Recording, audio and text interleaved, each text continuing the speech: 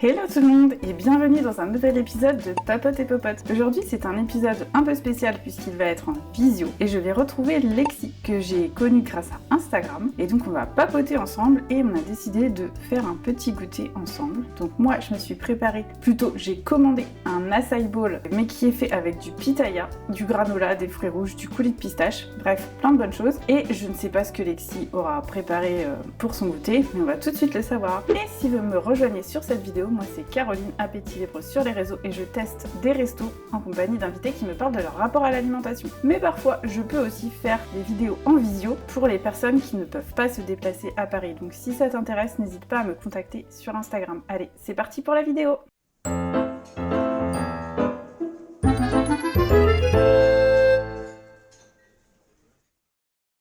Alors, je vais m'installer à table.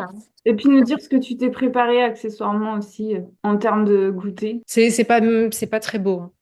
J'ai vraiment pris ce qu'il y avait dans le frigo. Je fais jamais de la grande cuisine, tu me diras. Du coup, là, il y avait un pamplemousse qui était en train de pourrir. Donc, j'ai pris ce qu'il restait. Des tomates cerises, du sel, du pain, du beurre demi-sel. Est-ce que Lexi, tu veux bien te présenter? Et moi j'ai un petit acai bowl granola. Vas-y, ton goûter donne tellement plus envie que le mien. Mais il a un peu destroy parce qu'il a voyagé, on va dire.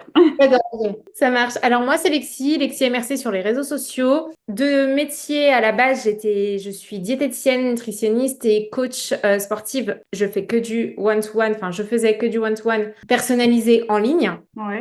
Voilà, je fais pas de programme, je fais pas ce genre de choses et je fais pas non plus de trucs en cabinet. Voilà, enfin, je suis pas de consulting en cabinet. Je fais que des suivis personnalisés en ligne, mais je me suis reconvertie il y a environ 8 mois. J'ai encore quelques clientes, hein, dans la création de contenu. Voilà, donc je suis créatrice de contenu, UGC et ce qu'on appelle influence, enfin créatrice de contenu lifestyle. Voilà, je fais du contenu assez divertissant, humoristique pour que les gens voilà, décompressent un petit peu parce que c'est aussi le but des réseaux sociaux. Enfin, les gens aiment bien venir sur les réseaux sociaux, déverser leur haine et leur négativité de la journée. Moi, je trouve qu'on est sur les réseaux sociaux pour c'est bon, on est chill, on se prend pas la tête, on a assez de pression dans la vie réelle. Moi, j'aime bien tomber sur du contenu qui est aidant, divertissant, pas culpabilisant, même si des fois, voilà, on voit des choses qui sont très culpabilisantes sur les réseaux sociaux. Je fais référence notamment aux tendances qu'il y a sur TikTok en ce moment. Voilà, j'ai 29 ans. Tu es à 100% sur les réseaux depuis 8 mois, c'est ça? Ouais, en fait, je suis à 100% sur les réseaux depuis toujours parce qu'à la base, j'ai un compte qui a sauté, enfin, qui a sauté. Je me le suis fait hacker en 2022, un compte que j'avais depuis 2015, donc j'avais plus de 20 000 abonnés. Donc j'étais un peu deg, j'ai tout fait avec Insta, j'ai rien retrouvé. Du coup, ben, je pense qu'aussi le fait d'avoir la certification maintenant, ça aide parce qu'à ce niveau-là, ils sont beaucoup plus réactifs. Mais voilà, donc du coup, maintenant, bah, j'ai dû recommencer mon compte à zéro. Ok, mais tu sais ce qui s'est passé Hacking. C'était du hacking purement. Mot de passe, et puis voilà. C'était D'accord. avant la certification, en fait, 2022, si tu vois Et un peu. c'est un compte que tu dédiais à ta pratique de diététicienne coach sportive? C'était beaucoup de contenu nutrition, sport, tout ce qui était un petit peu voilà, lié à l'alimentation, à la diète flexible, parce que moi je suis partisane de la diète flexible. Je suis pas du tout partisane de la diète poulet, riz, brocoli, machin. Pas manger de féculents le soir et ce genre de trucs comme on nous l'apprend malheureusement en diététique. Comme mes consoeurs, beaucoup de consoeurs diététiciennes font. Ma mère aussi, elle hurle. Ma mère étant diététicienne, ma mère aussi hurle au scandale quand elle voit ça. C'était beaucoup de désinfluence que je faisais. Et c'était différent de ce que tu fais maintenant ou c'était un... Bah, maintenant, oui, rien à voir. Maintenant, je rentre jamais dans les détails. C'était beaucoup plus scientifique, D'accord. entre guillemets, que là, maintenant. Maintenant, je fais plus de l'humour, du divertissement, du lifestyle. Du feel good H24, quoi.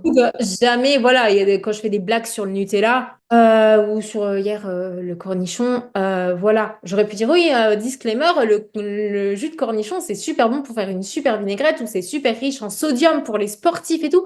Non, je rentre plus là-dedans. Maintenant, j'ai envie de dire buvez de l'eau sans avoir à me justifier. Genre buvez de l'eau. Genre D'accord. sans avoir à rentrer dans les détails, tu vois. Bah, très bien. Merci pour cette présentation. Et alors, la question que je pose souvent pour débuter, c'est en tant que mangeuse, comment tu te définis si tu dois te donner un adjectif? Je vais pas dire chiante, parce que je suis pas chiante, mais j'aime bien quand c'est bon. Genre. Hmm. Genre, je suis pas du tout la meuf qui va aller dans un resto purement typique. En fait, purement typiquement français ou des trucs comme ça. J'aime bien manger, découvrir un peu. Mais genre, tu m'emmènes dans une brasserie française avec un suprême de volaille au mori, je vais te regarder comme ça.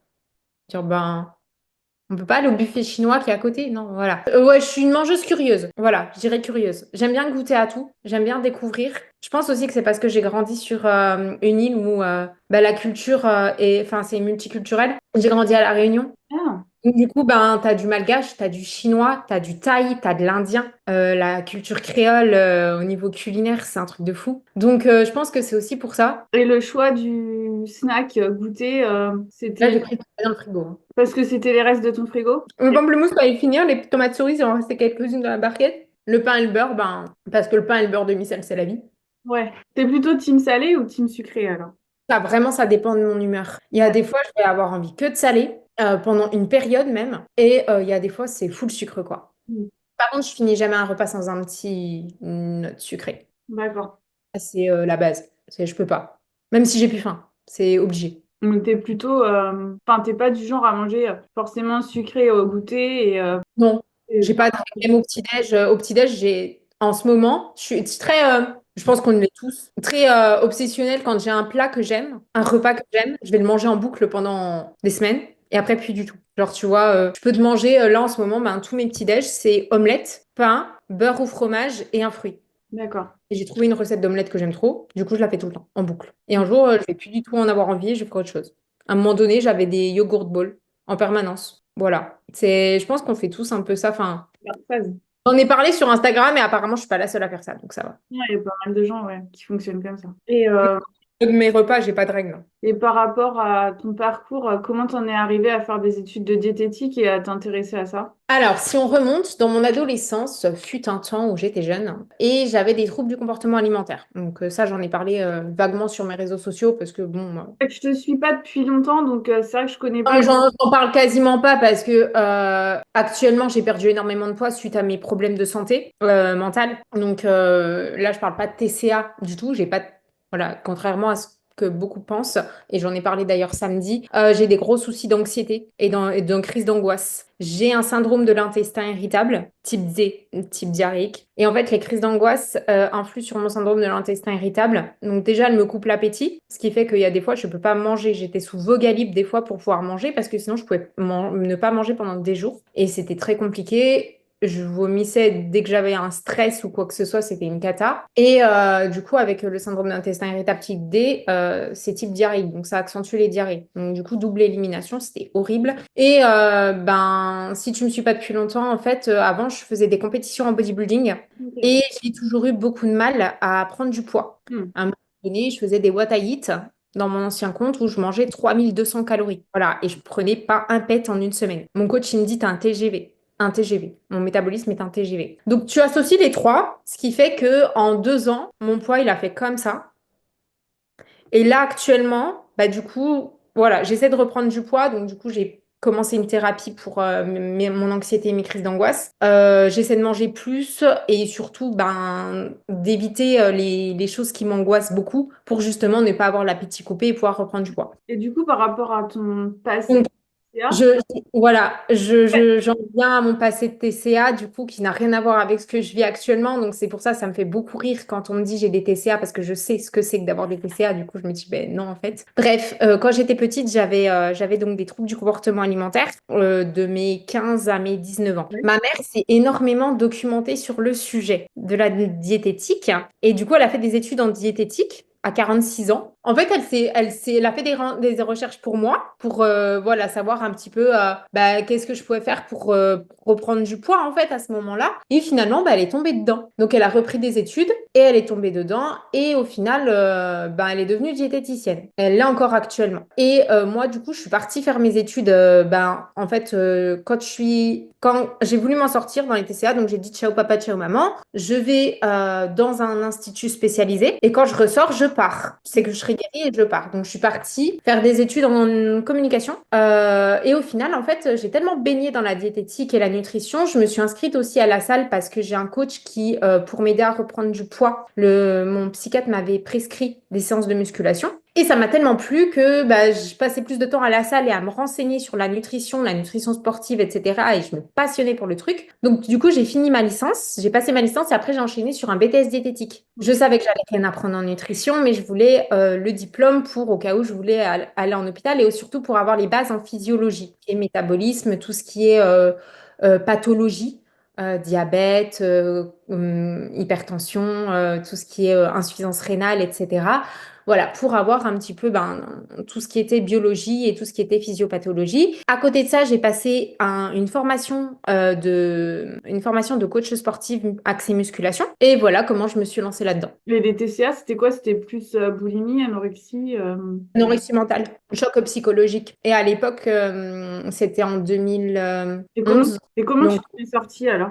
alors à l'époque, il n'y avait pas tout ce qu'on a maintenant. Déjà maintenant, c'est encore compliqué au niveau psy. À l'époque, ça l'était encore plus. J'ai eu la chance à La Réunion d'avoir une clinique spécialisée une clinique psychothérapeutique, donc spécialisée dans les comportements, dans les maladies psychologiques. Il y avait aussi bien des TCA, peu de TCA, hein. Je rappelle qu'on était en 2011, donc c'était pas encore très connu. Il y avait beaucoup de personnes qui étaient schizophrènes, de personnes qui avaient fait des TS. D'accord. J'ai décidé d'aller là-bas. Et ça t'a aidé? Ouais, j'ai eu un très bon psy, même s'il est un peu de la vieille école et que ses méthodes sont un peu... ouais, j'adhère pas trop de mon œil personnel de professionnel. Quand j'y repense, je dis, oh, ouais, j'espère que ça a évolué. Mais j'ai fait de l'art-thérapie aussi, qui m'a énormément aidé à visualiser, à voir un peu les comportements, comment les comportements des autres influaient sur moi et vice-versa. Et tu penses que ça t'a permis d'en sortir à 100%? Parce que tu sais, souvent dans les TCA, les gens... Ouais, j'aime bien dire, on n'en sort jamais à 100%. Et moi, voilà. ce que je réponds, c'est qu'en fait, quand je suis sortie de la clinique, je savais que je n'étais pas guérie à 100%. Et je savais que j'avais fait 80% du travail. En fait, je savais surtout que j'étais fatiguée de travailler là-dessus tout le temps. Mais je me suis dit, en fait, les 20%, si tu les fais pas, c'est ces 20%-là qui font que tu n'es jamais guéri et qui vont te bouffer. Parce que quand je suis sortie de la clinique, j'avais encore des tocs. Je voulais pas manger de viande, je mangeais du poisson.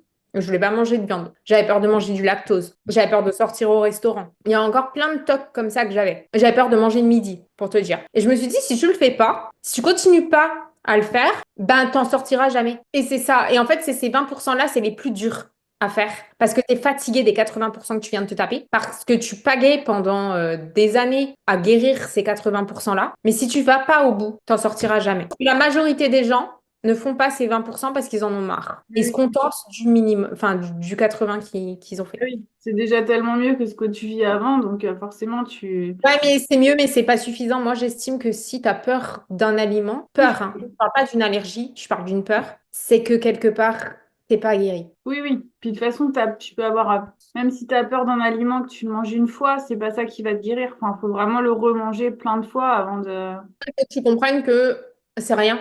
Déjà, la première fois, quand tu vas le faire, oui, tu as la peur au ventre. Oui. Ouais, ouais, ouais. Mais tu le fais et tu vois que c'est bon. T'as pas pris 10 kilos en mangeant une glace, quoi, à un moment donné. Et tu le refais au fur et à mesure. Bon, voilà, quoi. Mm. Il faut se forcer. Et à l'époque, tu avais déjà des soucis d'anxiété et tout ça, ou c'est venu après, du coup, ça? Non, c'est venu après. Une crise d'angoisse, c'est vraiment 2022. Mon anxiété, à l'époque, elle était principalement due à la nourriture. Genre, un jour, mon père, il a voulu me faire manger du poisson, j'ai fini en tachycardie. Mais réellement en tachycardie, au Et premier maintenant, en degré. fait, c'est l'inverse. En fait, avant, tu avais des problèmes avec l'alimentation qui te créaient des angoisses, et maintenant, Exactement. Maintenant, j'ai des angoisses qui me créent des problèmes, pas qu'alimentaires.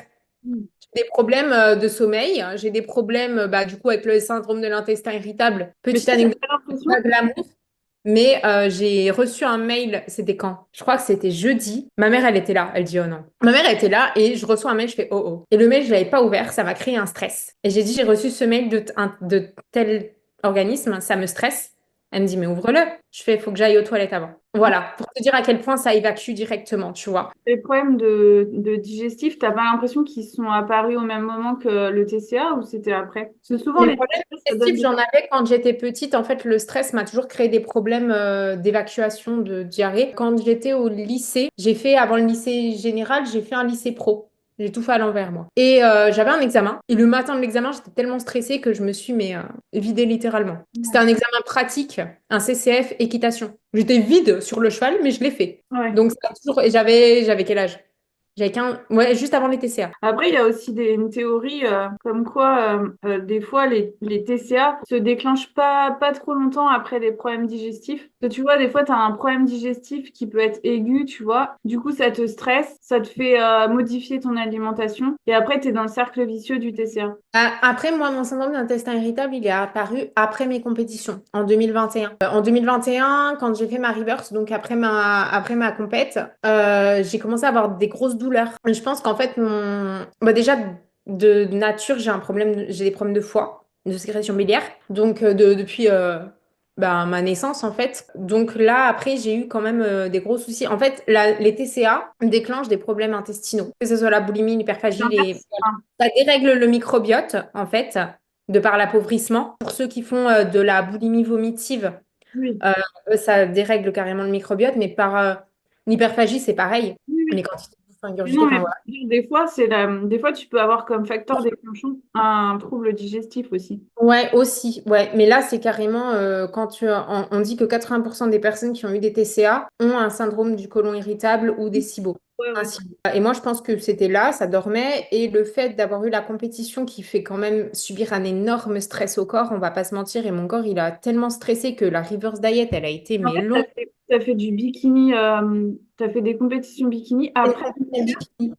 Longtemps après, j'ai été guérie largement. C'était en 2021. Mais t'as pas eu peur que ça te replonge dedans? En fait, au début, je me suis dit, est-ce que... Et en fait, moi, ça faisait longtemps que j'ai été guérie. C'est-à-dire que j'ai guéri des TCA J'ai terminé en 2015, 2021, tu vois, 2015-2021, ça faisait 6 ans que j'étais dedans. Non, j'ai pas eu peur parce que j'étais bien encadrée. Et si j'avais le moindre doute, je l'aurais pas fait. Parce que c'est horrible de sortir des TCA, c'est un truc, c'est hyper long. Non, j'ai pas eu peur. J'étais bien encadrée. Le problème, c'est qu'en fait, ça te stresse tellement le corps. Et en plus, Macron, il nous en remettait une couche avec ses confinements. Ce qui fait que ma compétition, la prep, elle devait durer 5 mois. Je devais concourir début avril. J'ai concouru fin mai, le week-end de la fête des mères. J'étais en prep depuis décembre. Donc, comment te dire que j'étais à bout? J'étais sèche comme une croquette, tellement qu'il a fallu que je bouffe 2 cookies pour me remplir. Pas des cookies que tu trouves en supermarché, hein, les cookies, quoi. Les trucs de boulangerie, là, de trucs qu'on vend dans les trucs de donuts. Ouais, ouais. Donc voilà, ça m'a pas pumpé, hein. Voilà, j'étais sèche comme une croquette, mon corps il a tout bouffé. La reverse, c'était long parce que mon corps ne prenait plus de poids et en fait, enfin, quand t'es en prépa, tu Inverse. manges de moins en moins. Une reverse diet, c'est l'inverse d'une diète. Ouais, C'est mais l'inverse. pourquoi tu peux pas remanger normalement Parce que direct? quand tu passes parce que imagine, quand tu veux perdre du poids, tu descends petit à petit. Oui, après, Ah, tu descends petit à petit. Tu vas pas passer de 2000 calories à 1000 calories d'un coup. Quand tu perds du poids, tu descends en général de 250, 300, max 500 cal. Par exemple, tu manges 2500 calories, tu vas descendre à, mettons, 2200, puis 1800, puis, enfin, tu vois, tu descends par palier. Quand tu veux prendre du poids, tu remontes de là où tu es par palier également. ok. Ça permet au métabolisme. Alors, quand tu es la reverse diet de compétition, c'est différent. Enfin, je vais pas rentrer dans les détails, mais c'est pour vous dire, c'est une diète à l'envers. Quand tu veux reprendre du poids ou quand tu manges pas suffisamment de calories, beaucoup de femmes, hein, écoutez bien, beaucoup de femmes qui veulent perdre du poids ne mangent déjà pas assez. Une femme qui mange, mettons, 1300 calories et qui dit, j'arrive pas à perdre de poids. Bah oui, c'est normal, tu manges déjà pas assez. Donc, on va lui faire une reverse diet pour qu'elle arrive à son maintien. Et la reverse diet va permettre de. En compétition, c'est différent parce que le but, c'est aussi de reprendre du gras, hein. Moi, mon but, c'était de reprendre du gras parce que j'étais très sèche. Mais par exemple, une personne qui mange pas assez va faire une reverse diet et ça va lui permettre à son métabolisme de s'adapter à l'augmentation progressive des calories et donc de pouvoir relancer le métabolisme sans trop prendre de gras. Le métabolisme, il monte en même temps que la diète. Et Bref, c'est pas le sujet, mais quand j'ai voulu faire ma reverse diet, je me suis rendu compte aussi que j'avais de plus en plus de mal à digérer des aliments, ce qui est normal puisque quand tu es en prépa, tu fais tout pour optimiser ta digestion, donc tu réduis ton panel alimentaire à ce qui est sûr que tu digères. Donc, c'est-à-dire que j'ai bouffé des courgettes en légumes. Comme source de légumes, j'ai bouffé des courgettes pendant 2 mois. C'est ouais, sûr, le corps, après, il pouvait plus digérer autre chose. c'est pas varié, quoi.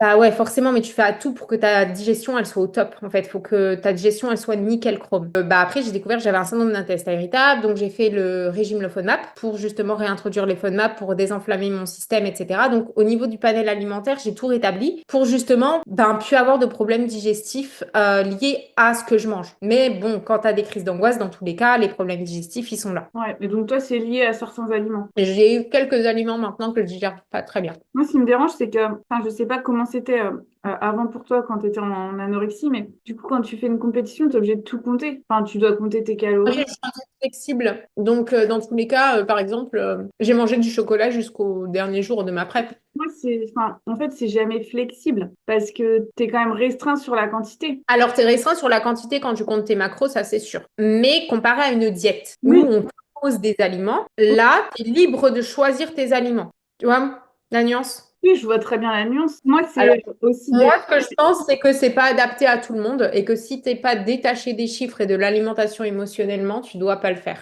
Comment tu peux pas être attaché émotionnellement à la nourriture? Tout le monde l'est.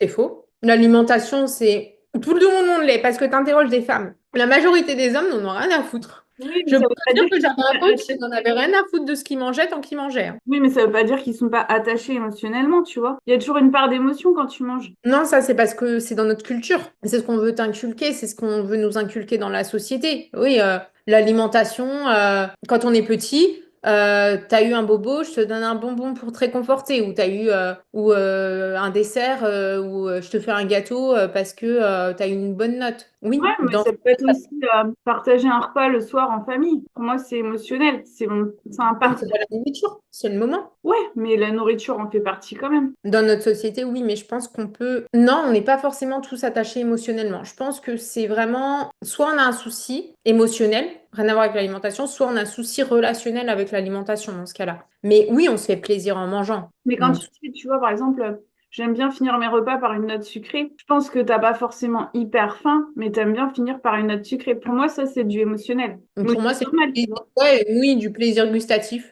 Et je pense que même les hommes, ils ont ça, tu vois. Ils aiment bien manger un bout de saucisson ou je sais pas quoi que tu peux qualifier de masculin. Juste, Ouais, mais ils sont moins, je trouve, ils ont moins ce truc que nous, tu vois. Après, l'alimentation, dans tous les cas, je te rejoins sur le fait que oui, c'est émotionnel dans le sens où, dans tous les cas, si tu as une chute de sérotonine, tu vas rechercher un plaisir gustatif. Du coup, il sera très facile à combler. Ton corps, quand il manque de sérotonine, donc l'hormone du bonheur, il va tout de suite se tourner vers un truc sucré qui va tout de suite lui faire sécréter de la sérotonine. mais en fait, là où je rebondis sur ce que tu disais tout à l'heure, qu'il y avait beaucoup de femmes qui voulaient perdre du poids mais qui mangeaient déjà peu. En fait, comment veux-tu que du coup ces femmes-là se rendent pas forcément compte qu'elles mangent trop peu et que du coup elles vont tout de suite qualifier en se disant que dès qu'elles font un petit écart, c'est émotionnel. En fait, non, c'est juste qu'elles mangent pas assez de façon chronique. Le corps, il lui demande du Tu coup. vois, elles interprètent, c'est juste une interprétation de ce que tu manges en fait. Ce que tu manges, tu peux dire, tu peux l'interpréter, je mange, j'ai faim. Personne ne peut remettre en question ce que tu vis. Ou tu peux dire, je mange parce que j'ai une émotion, on peut pas savoir d'un point de vue extérieur. Si une femme, elle vient te dire en te disant, je mange mes émotions, peut-être que si tu creuses un peu, en fait, elle a vraiment la dalle et elle mange rien. En général, quand elle te dit je mange mes émotions, c'est qu'elle sait quand elle mange ce qui se passe. En général, quand elle te dit ça, c'est que il s'est passé un truc qui fait qu'elle a mangé pour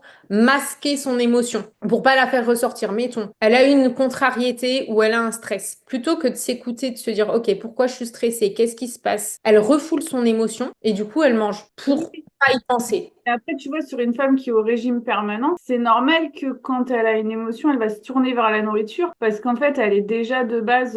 Elle est tellement sous-alimentée que déjà son corps il a la dalle. Et en plus de ça, il faut masquer l'émotion négative. C'est un double truc. Les filles, mangez. C'est tout ce que je peux vous dire. Quand tu es bien nourri, tu auras toujours peut-être des alimentations émotionnelles, mais à mon avis, tu en auras moins. En fait, je pense que tu mangeras des trucs par pur kiff, Ouais, mais tu n'iras pas manger quand tu as eu une mauvaise journée. Tu vas pas te trouver sur le pot de Nutella en rentrant parce que ton patron il t'a fait chier toute la journée. ouais, je pense. Mais la majorité des femmes qui font des qui disent j'ai des TCA, je fais des crises d'hyperphagie. Bon, déjà, c'est pas vraiment de l'hyperphagie puisque en fait, elles se nourrissent pas et après, elles craquent. Oui, d'accord. Donc pour moi, ça s'appelle de la boulimie parce que dans tous les cas, c'est surcompensé. Mais bon, c'est un autre détail. Mais en général, ouais, elles se restreignent tellement qu'au bout d'un moment, elles craquent en fait. Mais je voulais te demander, qu'est-ce que tu penses de l'alimentation intuitive si tu connais cette approche? L'alimentation intuitive. J'en avais déjà parlé. L'alimentation intuitive, elle n'existe plus intuitivement. Je m'explique. L'alimentation intuitive, c'est quand tu suis ton instinct. Ton instinct, il est détraqué du moment où tu sors du ventre de ta mère. Ok? Parce que tu vas manger, ton palais, il va être, comment dire, il va être habitué à des choses hyper grasses et sucrées qu'on trouve dans notre société. Ok? On va te dire finis ton assiette, même si t'as plus faim. On va te donner des goûters, tu vas manger sans avoir faim. Ou il faut manger parce que c'est l'heure. Enfin bref, on va détraquer ton intuition. On va pas forcément t'apprendre comment nourrir ton corps. On va t'apprendre à manger. Mais on va pas t'apprendre comment nourrir ton corps, c'est-à-dire à lui apporter les bons nutriments pour qu'il fonctionne correctement. De là, t'es détraqué. Dès l'enfance, t'es détraqué, donc ton alimentation intuitive, comme ça. Par contre, du moment où tu vas, et moi, c'est pour ça que je pratique je ne faisais pas de plan alimentaire avec mes clientes, mais surtout de l'instruction avec la diète flexible, dans le sens où tu vas apprendre la valeur des aliments. Qu'est-ce qu'ils apportent à ton corps au-delà de juste te nourrir?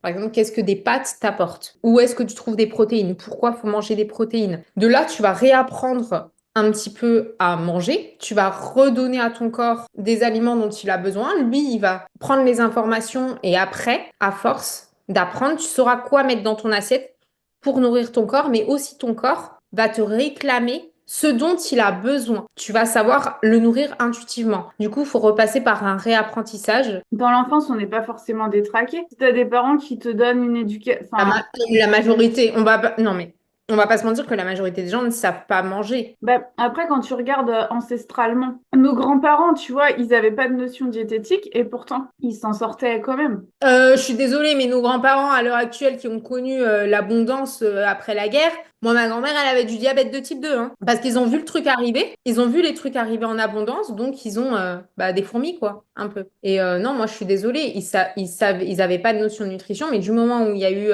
l'industrie agroalimentaire qui est arrivée en masse.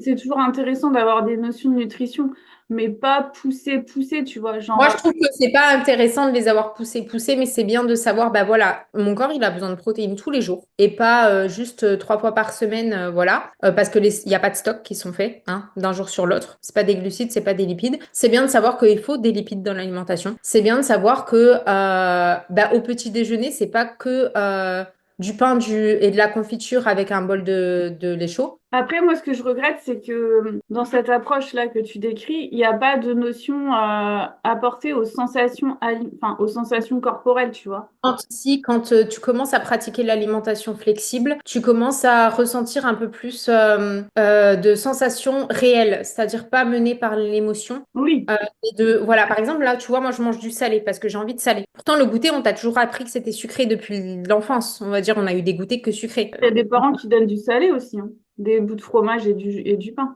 Je parle vraiment en majorité. Moi aussi, hein, j'avais un petit pote à l'école qui ramenait des carottes, hein. J'en avais. Ok. Dans la classe, on n'avait que des gâteaux. Hein, voilà. Le pauvre, il avait ses carottes. Justement, tu vois, ça te permet d'écouter ton corps entre est-ce que j'ai envie de sucrer ou est-ce que j'ai envie de salé? Est-ce que j'ai vraiment assez faim ou est-ce que je mange, est-ce que je suis rassasiée ou est-ce que j'ai encore faim, tu vois? Est-ce que je mets dans un tupperware ou est-ce que je finis mon assiette parce qu'il faut finir son assiette? Reconnecter vraiment avec ses sens et aussi le fait de réapprendre la valeur des aliments et donner, à un moment donné, donner à son corps Mais tu via la penses qu'il faut vraiment savoir la valeur des aliments? mais la valeur des... Non, t'as pas besoin de savoir les macronutriments de chaque Voilà, aliment. c'est Non, d'accord. oui, C'est non, d'accord. quand je dis la valeur des aliments, c'est ce qu'ils apportent à ton corps. Il y a des gens qui savent pas que du poulet, c'est des protéines. Oui, non, mais oui, là, je suis d'accord qu'il y a un Donc, problème. de là, il y a un souci, tu vois. Non, mais j'ai déjà eu le cas hein, de personnes qui m'ont dit les champignons, c'est des protéines. Il y a des protéines dans les Après, champignons. Un dans... champignon, c'est pas forcément le truc le plus protéiné. Non, c'était Après, pas les champignons, c'est de la viande. t'ouvres un Oui, livre de cuisine, en général, même sans vouloir faire de la nutrition, si tu veux cuisiner, en général, ce qu'on te propose comme truc, c'est...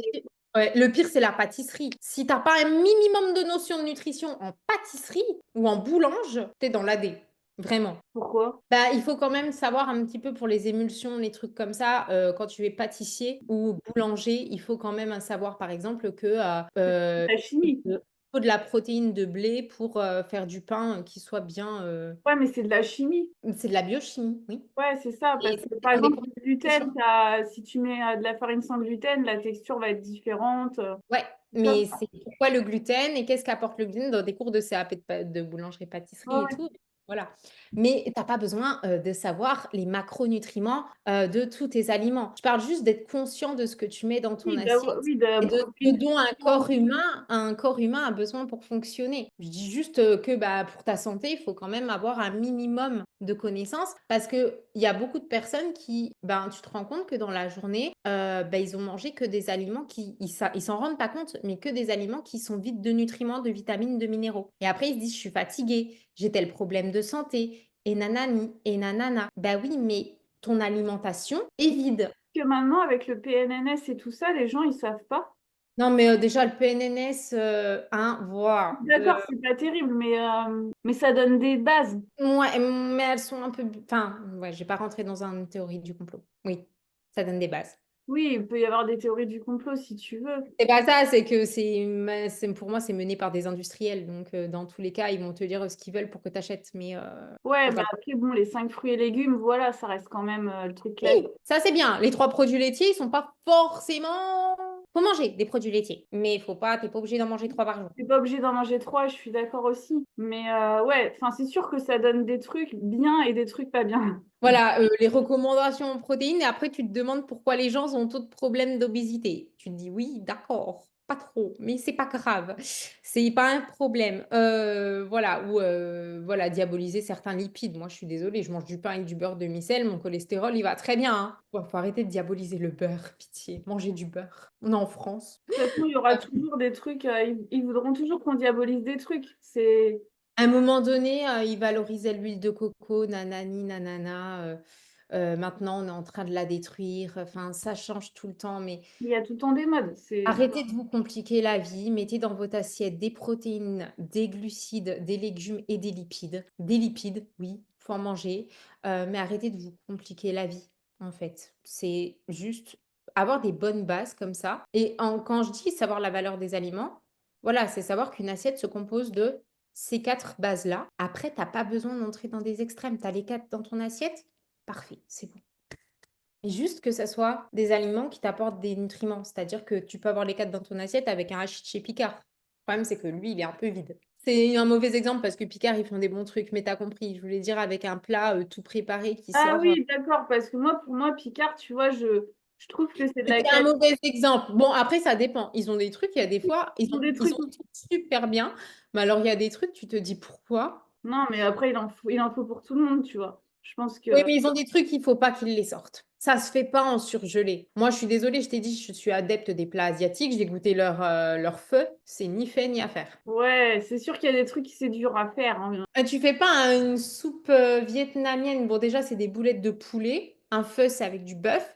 Et ils ont fait tomber la coriandre dedans. Ça a un goût de savon, le truc. Voilà. Il y a tellement de sel aussi, t'as peur. Et pourtant, je mange très salé, hein. Il y a des fois, franchement, ils s'aventurent dans. Non, mais Picard, c'est ma vie aussi, hein. Donc là, j'ai dit un hachis, c'est Picard, mais j'aurais dû dire autre chose.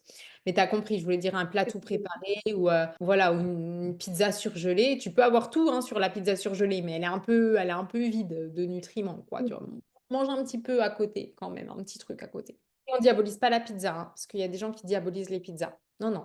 Non, mais il faut rien diaboliser, je pense. Parce que c'est. Je pense qu'il faut diaboliser l'excès, l'extrême. Oui, voilà, mais pourquoi il y aurait L'extrême. des excès? Pourquoi on ferait des excès? On fait des excès Dans parce que ta tête. on se prive, je pense. Voilà.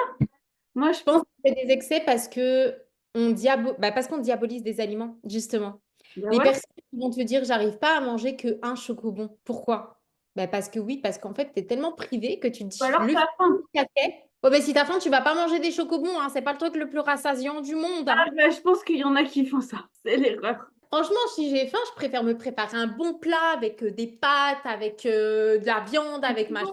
C'est Tu vois, là, non mais tu ça. vois, c'est là où je pense que dans l'enfance il y a un truc parce que moi j'ai 2 filles et tu vois par exemple il y en a une qui me dit souvent j'ai faim, j'ai faim, j'ai faim et du coup quand elle a faim qu'est-ce qu'elle veut manger? Des chocobons. Donc c'est là que t'expliques que bah, Ta si faim, t'as c'est ton faim carré couvert. tu manges un autre truc avec, tu vois, tu vas manger une banane, un truc qui va te caler plutôt. Ma, ma petite sœur, elle avait ce problème-là. Moi, je l'avais pas. Je pense que c'est parce que depuis toute petite, on m'a habituée à manger des légumes vraiment dans mon assiette. En fait, j'avais, tu sais, la poêlée de légumes avec les patates carrées. et tous les légumes dedans. Bon, moi, ce qui m'intéressait, c'était les patates carrées, mais si mon père, il me voyait manger que les patates carrées, je peux te dire que ça allait mal aller pour mon matricule. Donc, je mangeais tout, mais ma petite sœur, elle n'a pas eu ça. Et en fait, ma petite sœur, c'était la princesse pour dire, la queen même. En fait, elle mangeait pas son assiette, elle finissait pas ses légumes. Et à 4 heures, elle savait lire l'heure.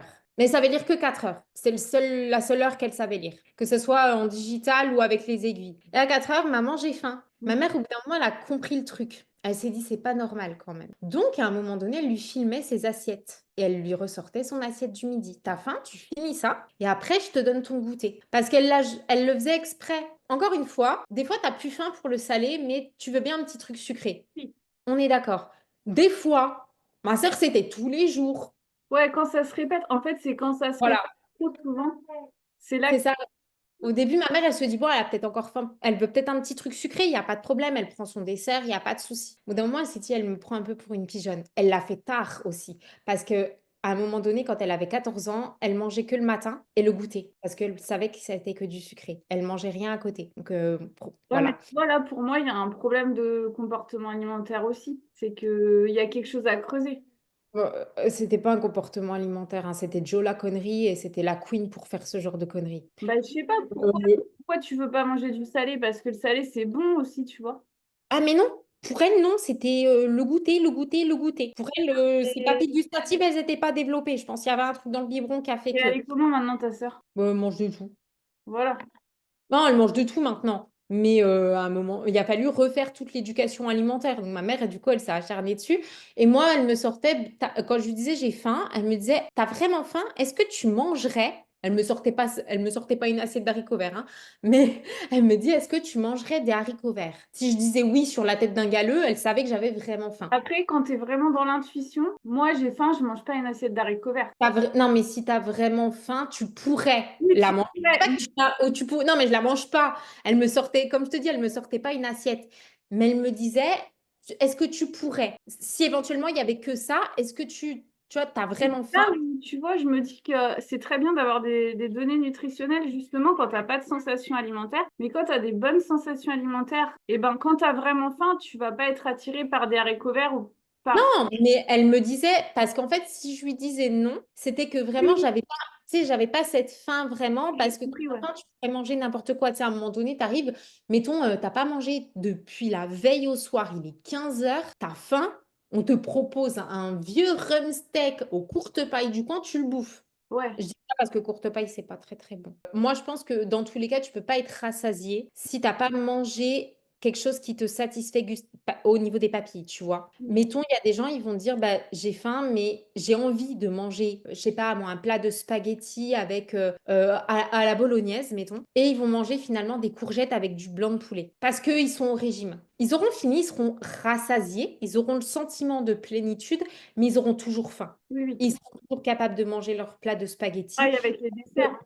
Au niveau du gustatif, c'est pas ce qu'ils avaient envie de manger, tu vois. Il y a beaucoup ce problème-là avec tout ce qui est sucré et la notion d'addiction au sucre qu'on entend partout en ce moment. Enfin, je Ouais, sais pas toi si tu penses qu'il peut y avoir vraiment une addiction au sucre ou si c'est plus une privation de ah ouais, l'esprit. voilà, un problème parce que tu vois, il y a beaucoup de gens, quand c'est l'heure du dessert, ils vont dire bah je vais prendre un fruit ou une pomme au lieu de prendre ce qu'ils ont réellement envie, tu vois. Généralement, je vais te dire, hein, spoiler, ils mangent le fruit, la pomme, puis après, 1 heure plus tard, ils se relèvent pour aller Oui, bouffer le voilà. carré. Et après, ils vont te dire qu'ils sont addicts au sucre en fait. Ouais, mais ils sont pas addicts au sucre, c'est juste que cognitivement, ils diabolisent des aliments, ils catégorisent des aliments comme bons, pas bons. Et du coup, après, bah, le pas bon, c'est comme quand tu dis à un enfant, mange pas ça. Tu dis à ton cerveau, ça c'est pas bon, faut pas le manger. Mais il va faire quoi? Il va faire que y penser. C'est comme si je te dis, pense pas à un éléphant rose. Ils vont en avoir constamment envie. Alors que s'ils se disent, c'est ok, j'ai le droit d'en manger un petit peu, il n'y a pas de problème. Il y a combien de personnes, quand je fais mes réels avec le Nutella, me disent, moi je peux pas parce que sinon je finis le pot. Mais oui, c'est parce que tu t'interdis d'en manger, Je parce dis que pas tu ça le avec des haricots verts. Ah non, je n'ouvre pas la boîte d'haricots verts, sinon je vais la finir. déconne pas. Il y a une boîte d'haricots là dans le cellier. Je peux te dire que je vais pas y toucher. C'est pas bon pour la santé, les haricots verts. Non, en boîte, c'est vraiment dégueulasse. Mais quoi qu'il en soit, Bizarre. si tu dis je l'ouvre pas ou j'en ai pas chez moi parce que sinon je dégomme le truc, c'est qu'il y a un problème en fait. Si t'es pas capable de te contenir, c'est que il y a un problème. Bah du coup, je pense qu'on va s'arrêter là, je vais te laisser. Merci beaucoup. Bah, j'espère que j'ai répondu à tes questions. Du coup, on mettra ton compte dans la description si t'es d'accord. Pas de souci. Et puis, bah, si jamais un jour je viens sur Paris, je te fais signe et puis on le fera en live. Ok, parfait. Merci à vous d'avoir regardé la vidéo jusqu'au bout. N'hésitez pas à la liker, la commenter, la partager si elle vous a plu. Et surtout à vous abonner parce que vous êtes nombreux à regarder mes vidéos sans vous être abonnés. Et sinon, on se dit à la prochaine vidéo. Bye bye.